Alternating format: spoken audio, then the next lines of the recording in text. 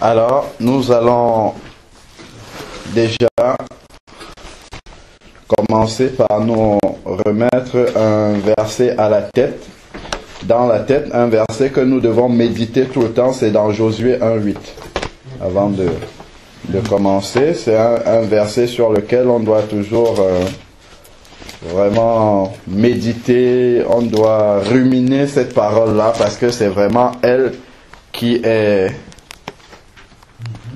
notre boussole dans ce monde. Amen.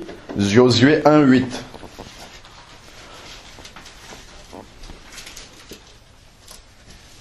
Ce livre de la loi ne s'éloigne pas de ta bouche. Tu y méditeras jour et nuit pour observer et mettre en pratique tout ce qui est écrit, car alors tu mèneras à bien tes entreprises et c'est alors que tu réussiras. Amen.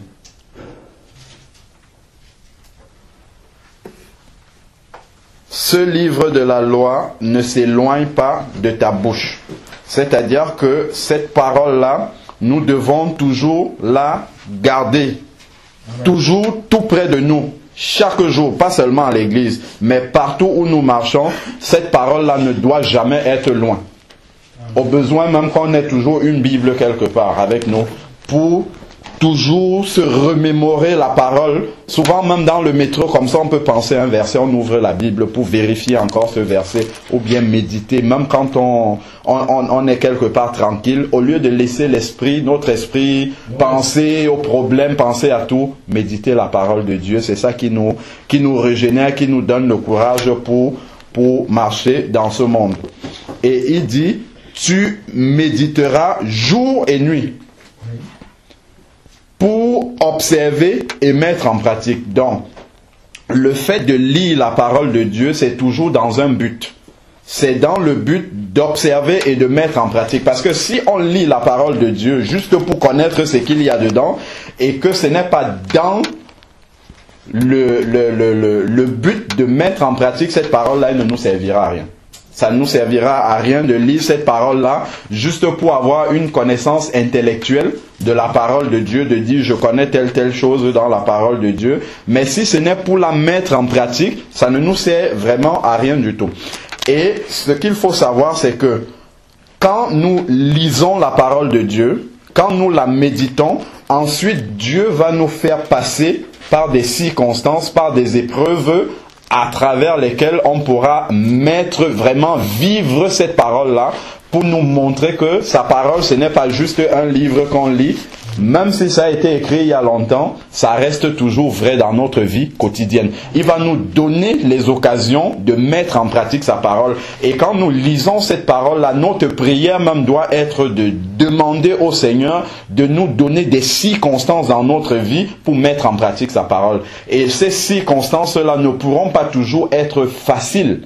Parce que si par exemple on dit que Dieu est un Dieu de miracles, qu'est-ce que ça veut dire? Ça veut dire qu'on doit se retrouver dans des situations où il faut qu'il intervienne par un miracle. Amen. Il faut qu'on accepte de se trouver dans cette situation-là. C'est qu'on ne peut pas confesser de sa bouche que Dieu est un Dieu de miracles, puisque on ne l'a pas mis à l'épreuve pour voir comment est-ce qu'il agit par un miracle.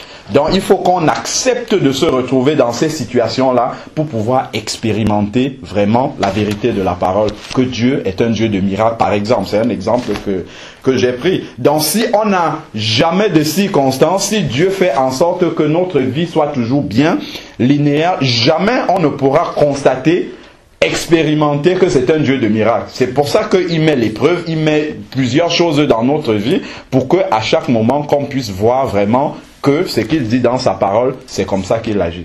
Amen. Amen. Donc c'est vraiment important ce verset-là. Donc nous allons prendre la parole maintenant dans Colossiens 3. Le frère a beaucoup parlé de vivre en nouveauté de vie. Donc je pense que ce passage-là va vraiment nous exhorter encore dans ce sens-là, dans le sens d'avoir cette nouvelle vie en Christ. Parce que si le Seigneur nous a rachetés à un si grand prix, c'est bien pour que nous puissions vivre pour Dieu. C'est-à-dire que lorsque nous naissons de nouveau, lorsque nous nous convertissons au Seigneur Jésus, toute notre vie doit être centrée sur lui. C'est-à-dire, tout ce que je fais dans ma vie doit être orienté par le Seigneur. C'est-à-dire que, en fait, c'est lui qui est la boussole de ma vie. Tout ce qu'il y a autour doit s'organiser en fonction du Seigneur. Amen. Ce n'est pas ce que j'ai dans ma vie qui doit... ce n'est pas le Seigneur qui doit s'adapter à ce que j'ai dans ma vie. Mais c'est moi qui dois adapter ma vie au Seigneur. C'est-à-dire, par exemple, si j'ai quelque chose à faire pour Dieu, c'est ça qui passe en priorité. D'abord, avant tout ce qu'il y a à côté. Amen. C'est pas ce qu'il y a à côté qui passe en premier, c'est d'abord le Seigneur. C'est pour ça qu'il dit le plus grand commandement, tu aimeras le Seigneur ton Dieu de toute ta force, de toute ta pensée. C'est-à-dire, ta pensée même... Quand tu marches, dois être attaché à ce Seigneur-là. Et on doit avoir la crainte de déplaire au Seigneur. Vraiment. Quand on est attaché au Seigneur comme ça, on a cette crainte-là en nous de faire mal devant le Seigneur. Parce qu'on a vraiment compris d'où il nous a sortis pour nous ramener à la lumière. C'est vraiment très très important de comprendre que le Seigneur ne nous sauve pas pour que nous continuions à vivre comme on était, mais c'est vraiment pour que nous vivions selon ses préceptes, et ses préceptes sont bons. S'il nous met sur ce chemin-là, c'est parce qu'il sait que c'est le chemin étroit qui mène à la vie éternelle. Amen. Amen. Amen. Colossiens 3. Si donc vous êtes ressuscités, je crois que soit on lit tout, soit on explique au fur et à mesure. Qu'est-ce qu'on préfère? On lit tout d'abord et après on explique, ou bien on explique au fur et à mesure qu'on lit? Au fur et à mesure. D'accord. Colossiens chapitre 3. Colossiens chapitre 3. Ici, c'est indiqué dans ma Bible, la vie nouvelle en Christ.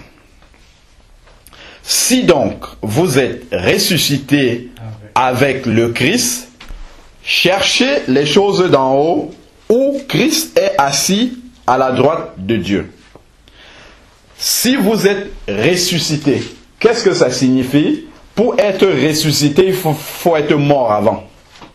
Amen. Amen. C'est ce que ça veut dire. Oui. Pour parler de résurrection, il faut qu'on soit mort avant. Et que signifie donc la mort d'un chrétien ou d'une personne? Ça veut dire que avant, nous étions sur le chemin de la mort qui mène à l'enfer. Et lorsque nous venons au Seigneur, lorsque nous nous convertissons, parce que ce que la Bible appelle la mort, ce n'est pas la mort physique, c'est la séparation d'avec Dieu. C'est ça que la Bible appelle la mort. Donc quelqu'un qui n'est pas converti est mort. Pour la Bible, cette personne-là est morte. Elle est déjà morte parce qu'elle est séparée de Dieu. Donc, quand nous ressuscitons, ça veut dire que nous passons de ce chemin de la mort-là pour venir au chemin de la vie.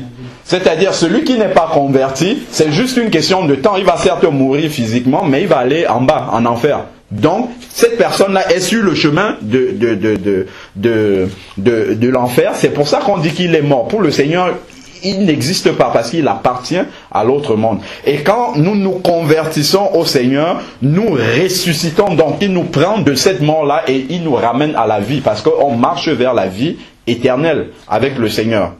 Donc, nous sommes ressuscités. Ça veut dire que notre vie passée est restée dans la mort. Et c'est ce que signifie le baptême d'eau par immersion aussi. Quand nous entrons dans les eaux du baptême, c'est pour ça qu'on immerge complètement quelqu'un dans l'eau du baptême pour que toute son ancienne vie reste dans l'eau, dans la mort. Et lorsqu'il ressort, c'est une nouvelle créature qui ressuscite en fait à une nouvelle vie. C'est pour ça qu'on insiste que le baptême soit par immersion, où on plonge complètement quelqu'un dans l'eau. C'est la signification spirituelle qu'il y a derrière, c'est que toute son ancienne vie, cette mort-là, parce qu'il vivait avant dans la mort, reste dans les eaux du baptême et lui, il ressort étant une nouvelle créature complètement recréée à neuf. Donc, il dit, lorsque nous sommes ressuscités maintenant à cette nouvelle vie-là, nous devons chercher les choses d'en haut. C'est-à-dire qu'on comprend que notre objectif sur terre, à partir de ce moment-là, c'est de chercher premièrement le royaume des cieux. Donc, tout ce qui va orienter notre vie à nous rapprocher du Seigneur, c'est ça que nous devons suivre. Et toutes les choses dans notre vie qui nous séparent du Seigneur, nous devons les éliminer au fur et à mesure. Et le Saint-Esprit va travailler dans notre vie pour nous montrer, ça ne te rapproche pas de Dieu, il faut que tu mettes ça de côté, et ainsi de suite. C'est comme ça qu'on va avancer, ce qu'on appelle la sanctification. Plus tu vas avancer avec le Seigneur, plus il va éliminer les choses dans ta vie. Si tu avances depuis longtemps dans le Seigneur et que le Seigneur ne te montre pas des choses à abandonner, c'est un danger. Il faut comprendre que tu es en danger spirituel et il faut prier le Seigneur pour qu'il te révèle toujours dans ta vie les choses qui ne le glorifient pas et qui ne te permettent pas d'avancer avec lui. Parce que lorsque nous naissons de nouveau, certes, notre esprit à l'intérieur est complètement régénéré, mais nous avons encore l'âme qui est là avec les sentiments, la volonté, les opinions, tout ça, c'est encore à l'intérieur de nous et ça, ce n'est pas régénéré. Donc, le Seigneur travaille à amener sa nouvelle vie justement au niveau de nos sentiments là.